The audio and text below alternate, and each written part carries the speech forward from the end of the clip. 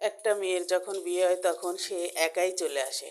আর একটা ছেলে যখন বিয়ে করতে যায় সাঙ্গপাঙ্গ নিয়েই বিয়ে করতে যায়। ভাবুন তালি মেয়ের কত সাহস থাকে বুকে।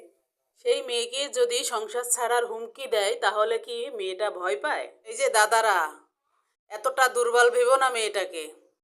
মেয়েরা কিন্তু সবসময় সাহসী এবং সাহসিকতা প্রমাণ দিয়েই আসছে। এমপি মন্ত্রী ছাড়িয়েও কিন্তু প্রধানমন্ত্রীও মেয়েরা হয়।